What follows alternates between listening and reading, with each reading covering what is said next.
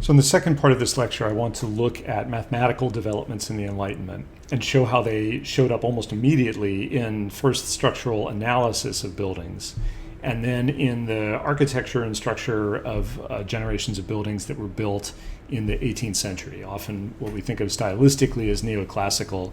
And I want to make the argument that they are Enlightenment, in the sense that they are informed both in their fabric and their structure, but also in their overall conception, in their kind of order and the feel of the spaces within them by the Enlightenment ideals, and particularly the mathematics and science that develop. The math advances that occur begin in the late Renaissance. Again, remember that we have Hindu-Arabic numerals coming from the Middle East. That's one of the reasons that the economy in northern Italy takes off, is that there are tools for much more precise bookkeeping and calculation. This trickles kind of slowly into architecture. Remember, Leonardo is still working with sort of thought experiments and sketching his ideas. Even Galileo really is using what by today's standards are pretty rudimentary mathematics. That begins to change around 1500. Luca Pacioli is the first to come up with plus and minus signs, right? Something that we think of as just common, and how could you do math without it? But he develops this as a way to further the notational style of mathematics, and this leads to the first, at least in Europe, the first algebraic notation. So much more powerful tools to find answers to more complex problems. The Arabic numeral system gets streamlined. The decimal notation system becomes standardized throughout Europe. So this is good for bookkeeping. This is good for trade. But it's also good for engineering. You can share ideas now between, say, northern Italy and France for the first time, since everyone is using the same notation. We get much more advanced calculation tools as well. Trigonometry really develops around the end of the 16th century with tables of sines and cosines. Without the calculator to figure out sines and cosines, you can imagine having to look these up. It's a fairly painstaking process. But it's one of the early ways to get more complex geometry. The first kind of leap away from squares and circles and triangles into shapes that can be drawn geometrically and mathematically. And the use of logarithms by the end of the 16th century allows for shortcuts. So with complex multiplication and division, you can use logarithmics and logarithmic tables to make those calculations very, very easy. It essentially takes multiplication and turns it into addition, division and turns it into subtraction. Not quite that simple, but there are tools like slide rules and a tray of disks that I'll show you here in a minute called Napier's bones that let you use logarithms to very quickly make complex and very large calculations. Rene Descartes, who we think of more as a philosopher, invents the grid. The Cartesian grid is named for him, and it allows, again, complex analysis and complex shape construction. And then finally, Newton and Leibniz at the end of the 17th century almost simultaneously discover calculus, which is at its most basic the way that we model changing situations instead of static ones. So we reduce changing phenomena to isolated points in time, and they come up with ways to calculate what those points will be at various times. Calculus is an immensely powerful tool. In a way, it's sort of analogous to logarithms. It helps simplify very complex problems and allows later generations to derive much more complicated geometrical formulas, structural formulas, more accurate mathematical tools to model the real world that's going on outside. Among the people to benefit from this is a Swiss polymath named Leonard Euler. He was a mathematician, and like Galileo, his building science work was just a tiny fraction of all the work that he actually did. But he was crucial to understanding both how bending worked in beams and how buckling worked in columns. Even though there's a fairly good understanding of the basic mechanisms of beams, going back to Aristotle, right? Aristotle thinks that they're kind of like levers. Leonardo understands that they get weaker as they get longer. Galileo starts to throw some numbers that get pretty accurate and understands that the bending stress and the shear stress are going to change throughout the course of the beam. But Euler takes this a step further and gets us closer to the modern shear moment diagrams and to the flexure formulas that we use today. It's columns, though, where Euler is really at his best and most important. He understands for the first time that in a long, skinny column, it's not the strength of the material that matters, it's the stiffness, and that the column has to resist the tendency to move out of the axis of compression in order to successfully carry that load.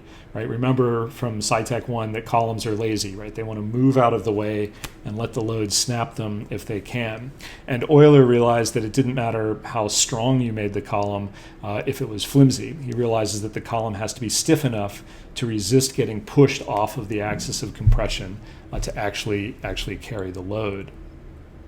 One of the amazing things about Euler is that he comes up with this idea, even though there's nothing to really build a slender column out of.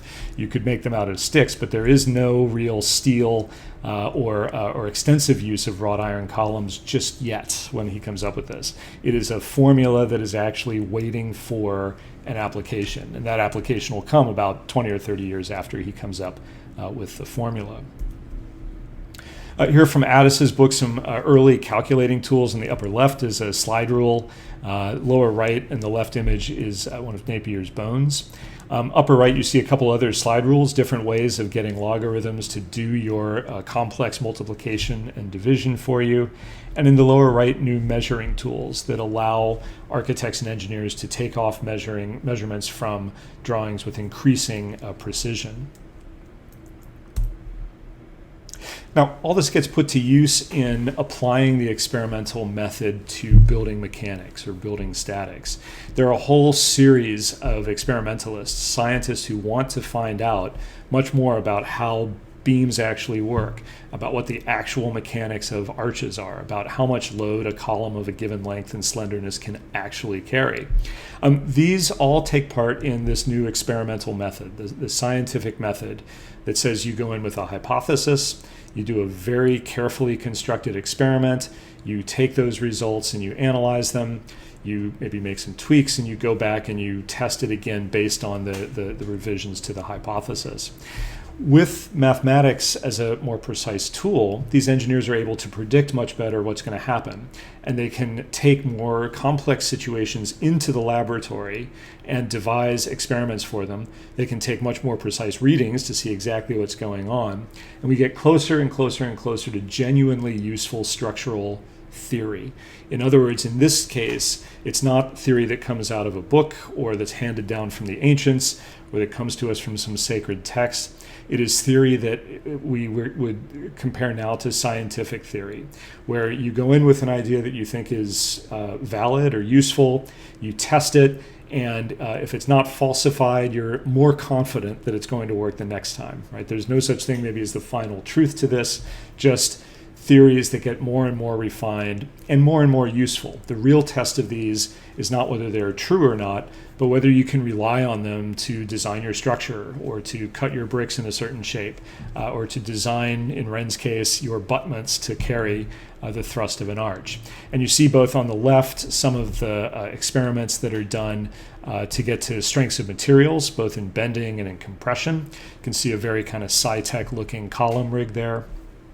On the right, on the theoretical end of things, paper exercises to try to understand the hinged operation of arches that are pushing out their buttresses. And this is the tradition that Jacques Heyman, who we've done a bunch of readings from, is one of the current experts in, right? Understanding that arches will push their buttresses out, they will form hinges on their own, and the mathematics of those hinges may be complex, but the basic mechanics assure that even a cracked arch will remain standing.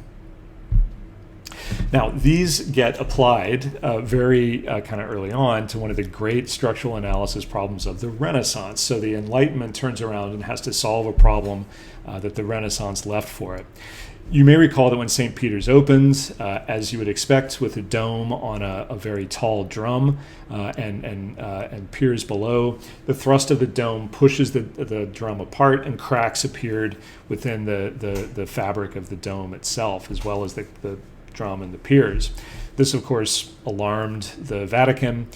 There were a series of expertises called throughout the 17th century, but it's not until the 18th century that someone comes along who devises an experiment that genuinely shows whether St. Peter's is going to stand or not, right? Whether Della Porta's dome is adequate to the task.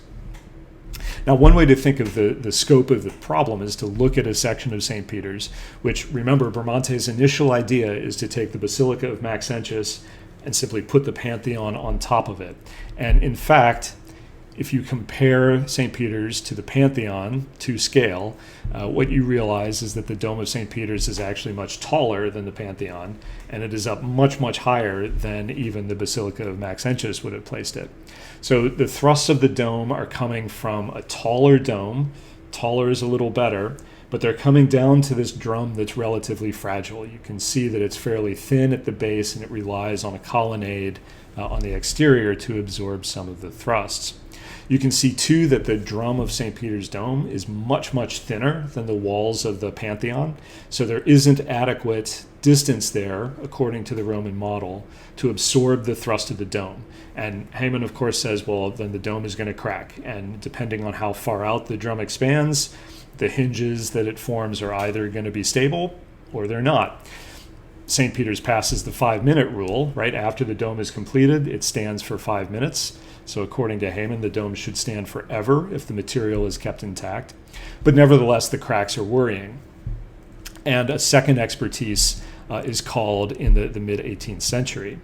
Giovanni Pollini, an Italian mathematician, is called in to sort of pass final judgment on it. And he tries to model the dome in a series of thought experiments that he can then go test. And he can test in a way that relies on Robert Hooke's theory of the suspended chain to prove its case. Pollini says, well, what happens if we think of the dome as a series of sections? What's the mechanism of failure likely to be? He takes the dome and sort of mentally carves it into orange slices and thinks about what happens when you squish those orange slices. And he says if they're not connected, they'll form hinges like you see on the left. If they are connected, of course, those hinges can't form because the curvature is so great. He compares those to the locations of the actual cracks in St. Peter's Dome, and he finds some similarities but also some differences. He goes on and he applies the new mathematical and new geometrical methods of finding force parallelograms. And he says, well, imagine you take one of those slices and you think of it not as a series of bricks or stones, but as a series of spheres, right? Soccer balls or whatever you want. And the smaller and smaller you make the soccer ball, the closer and closer it's going to approximate the shape of St. Peter's Dome. Says you can start very simply and just say, what would it take for, in this case, 7 soccer balls stacked up in an arch? What would it take for them to be stable? We know, of course, that the balls are going to slide against one another and fall down, but if there is a way to make them stable, remember, Heyman says it will stand. And so Pollini does the force parallelograms for each of the spheres and determines the thrust, the angle of the thrust and the magnitude of the thrust down in the lower left. Now, when it comes to St. Peter's, he takes Robert Hooke's suspended chain and he takes the soccer balls from this thought experiment and he combines them. He says that he can approximate the loading on the dome by hanging a series of weights from the chain. The dome isn't uniformly thick, so the weight changes. It gets heavier and heavier actually as it gets to the top because, as you can see, it gets wider and wider. And there is a lantern on the top, and you can see at the bottom of the Hooke chain, you can see that there are 2 big spheres which represent the weight of the lantern sitting on the top of the dome. Now you can see what he's done. He's taken that hanging chain shape and he's simply inverted it, right? Flipped it 180 degrees, and he has compared that with the shape of the dome above. And he does this several times. You can see that there are a handful of different arch profiles. The one that comes closest to the actual loading, he says, stays within the profile of the dome. And furthermore, he says it continues after it gets into the drum. It stays within the drum and just barely that colonnade and the thicker wall down at the base. Pollini's response is that the dome is safe. that the cracking shouldn't be of concern, and that, again, the dome had stood by that point for 150 years. It should last, if the material is kept intact, forever. There's some caveats to that he issues. He notes that the colonnade is a little more fragile than a solid drum. He notes that foundation problems could still affect the stability of the dome if the piers shift at all. And he recommends using this relatively new material of wrought iron to install some additional chains around the drum, mostly for reassurance, but also just on the off chance that the material of the dome continues to deteriorate, particularly the foundations. And you can see this is a page from a German version of his report, where he's showing you the fabrication of the chain in the upper left, the location of a new chain that he's recommending at the top of the drum in the center, and the location of cast iron chains that were included in the original dome in the drawing below. The drawing on the right shows all of the chains, one at the bottom of the drum, one at the top, the three that were in the original, and then you can see Hooke's chains superimposed over it.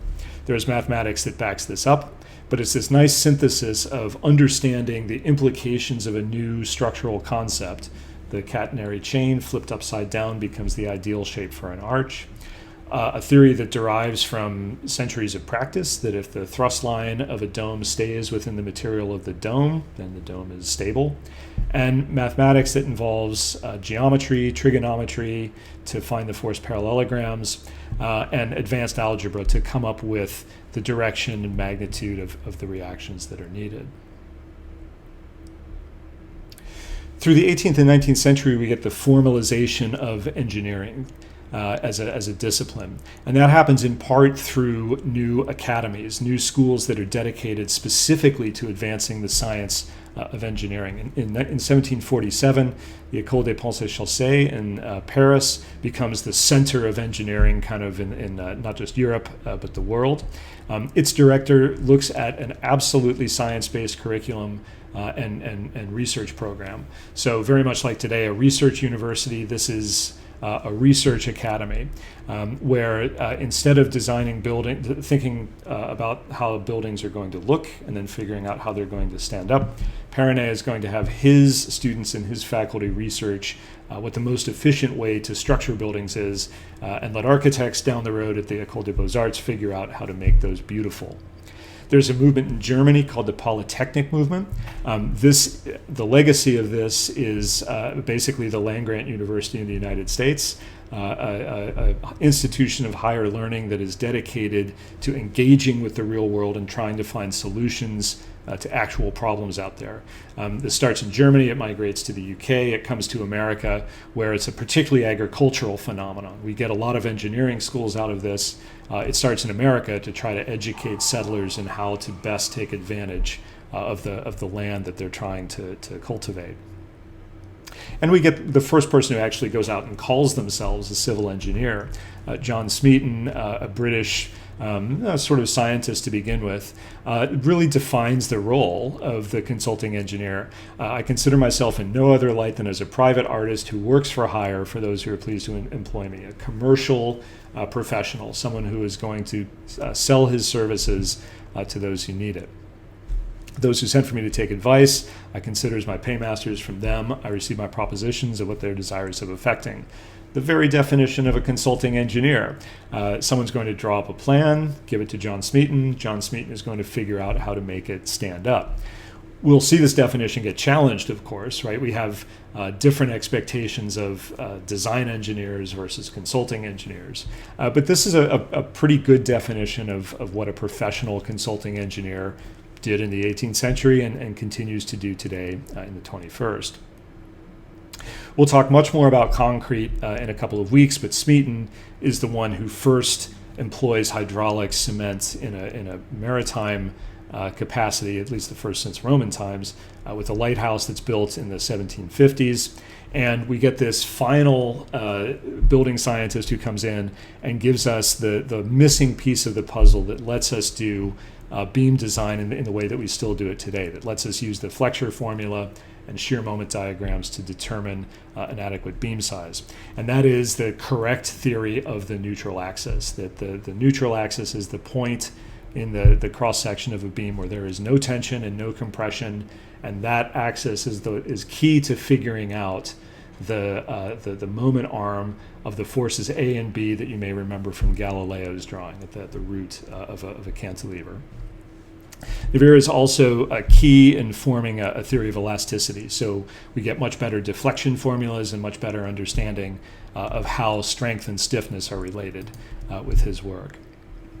So one sort of illustration of how important it is that these 200 years occurred, and that the scientists, the mathematicians, the engineers that we talked about all built on one another, is to look at one of our deflection formulas and think about how it all came together, right? Who contributed all the kind of parts of a deflection formula? So here is the deflection formula for a cantilever.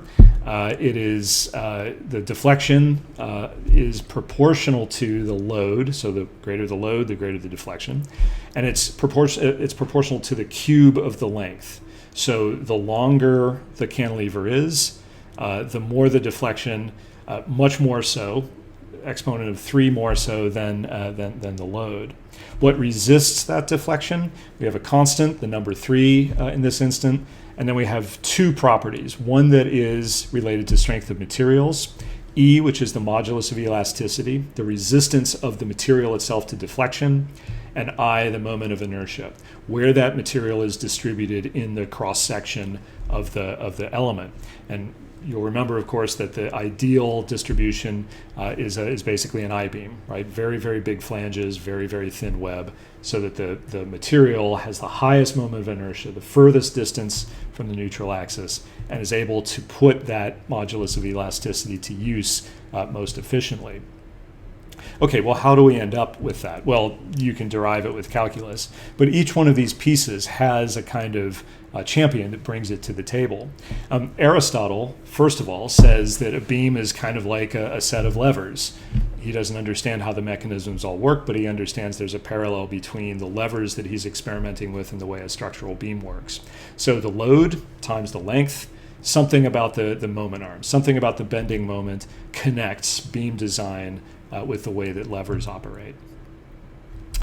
Galileo understands that the strength or the stiffness of the cantilever is inversely proportional to the square of the length. He misses it by 1 factor, but he understands that it's more than just 1 at least.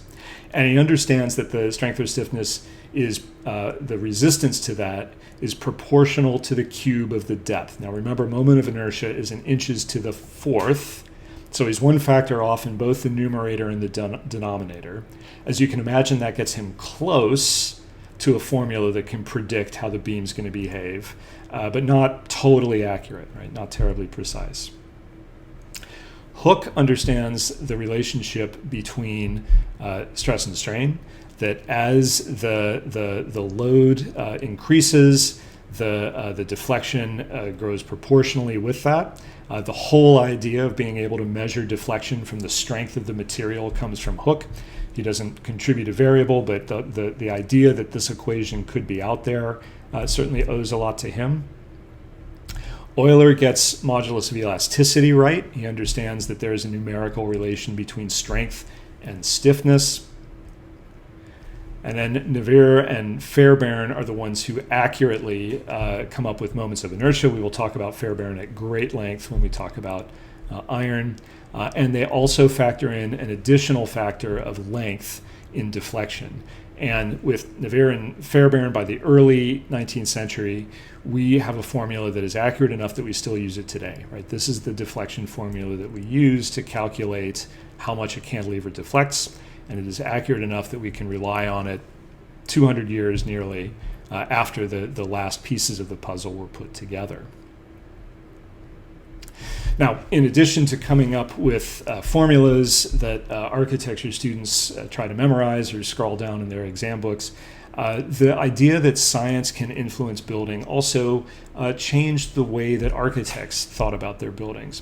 We've seen some examples of this before, that there is always a kind of urge toward a mathematical order. And whether it's the layout of the floor plan as a grid, or the sizing of column bays in Brunelleschi's work to reflect this newly found magic number of the square root of 2. The mathematics that scientists or natural scientists or philosophers or engineers are playing with always seems to creep into the architectural style of the building. So we see in some cases the two go hand in hand. Gorina Gurini, an Italian architect of the late 17th century, when he designs churches in Turin in the north of Italy, he is serving as both engineer and designer. And he takes ideas like the catenary arch and blows them or weaves them together to form, as you see here, a dome that is not based really on pendentives or on squinches. This is an octagonal dome that rests on these intersecting parabolic arches. We've seen things similar to this in Islamic construction. This may remind you of the great mosque in Cordoba, Spain. But Guarini is taking the science of the arch, the parabolic arch, not quite the proper catenary arch, but coming close. And he's deploying it not only as a way to structure the dome, to hold up the lantern, but here too it is the major architectural effect, the thing that your eyes see as you walk in. The structure of the dome literally expressed to you not only visually, but also in the overall order of the building. Here you can see a little more of the layout.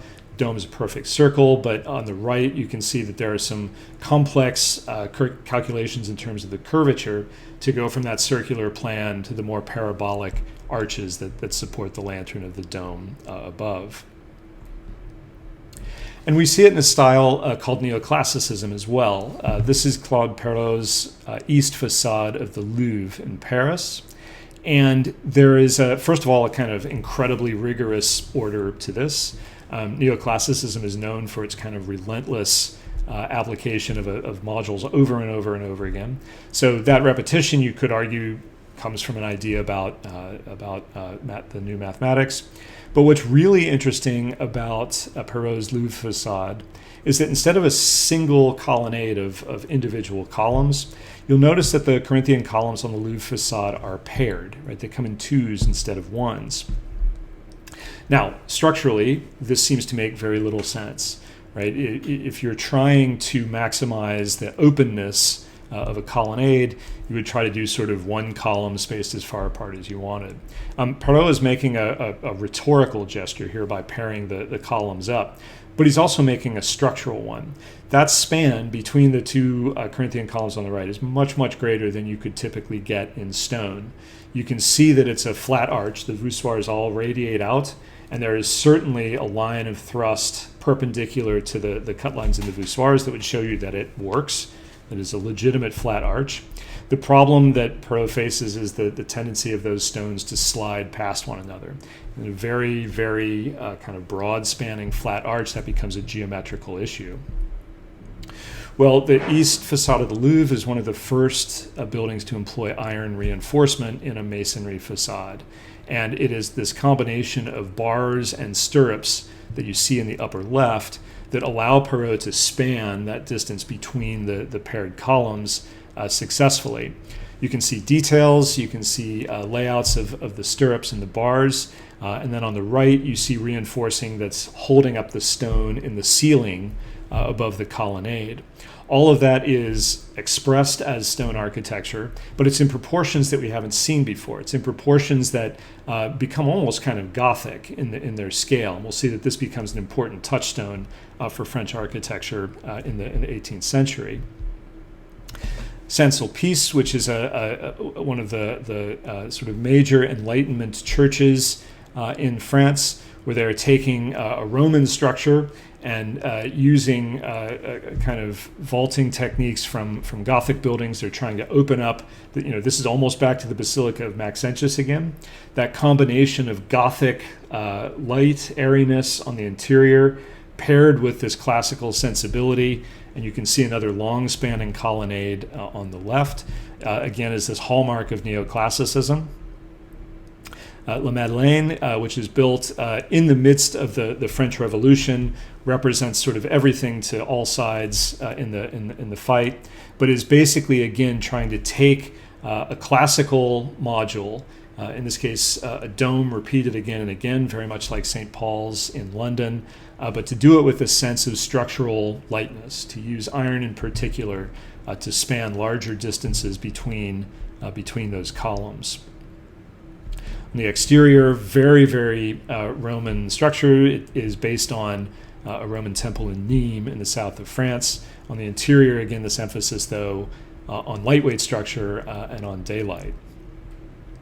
And this synthesis of lightweight structure and classical precedent comes to be called the Greco-Gothic.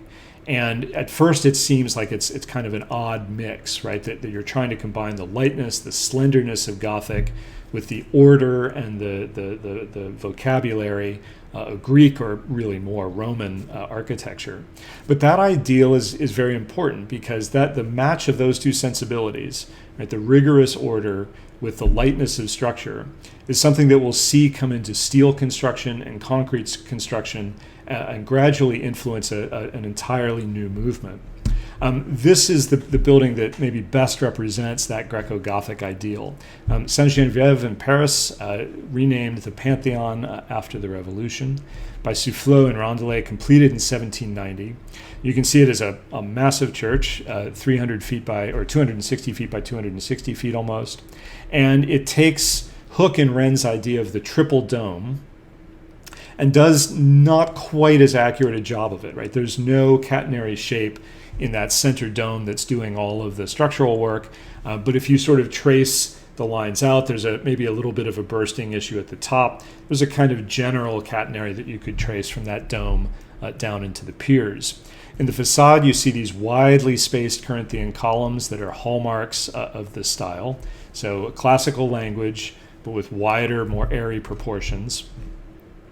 And it's on the interior where you really get a sense of what the Greco-Gothic architects and engineers are aiming for.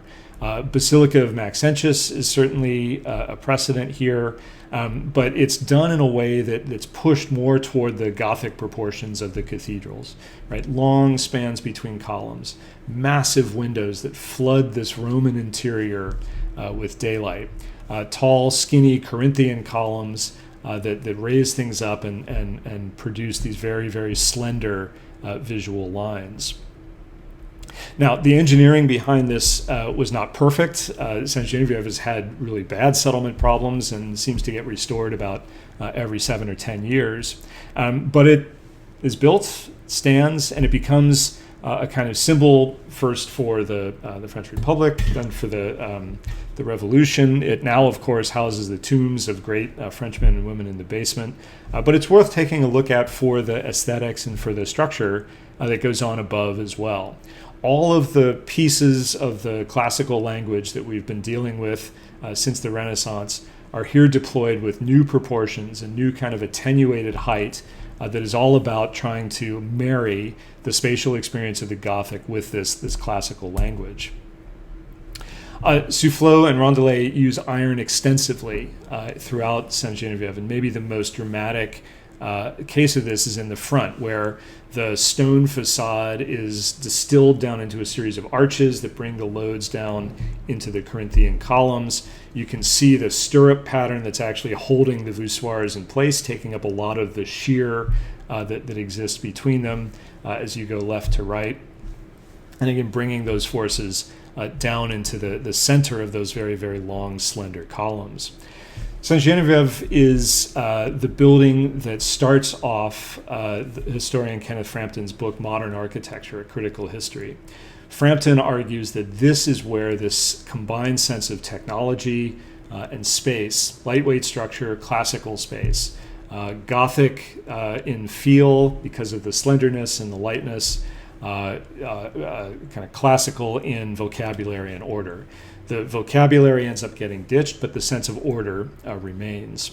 And just to kind of tie things together, maybe the greatest unbuilt work of the French Enlightenment is a proposed structure by a visionary architect named Etienne Louis Boullée in 1784.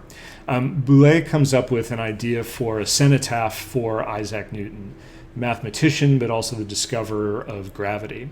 And Boulée's idea is that he is going to build a massive hollow sphere that represents the Platonic solids, so the beginning of mathematics.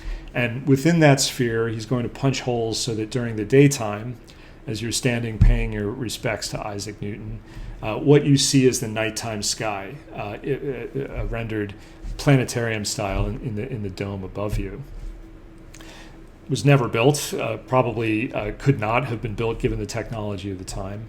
But you can see Boullée sort of both wanting to pay tribute to the culture of science that had emerged at the time and struggling with the kind of formal language that accurately depicts that.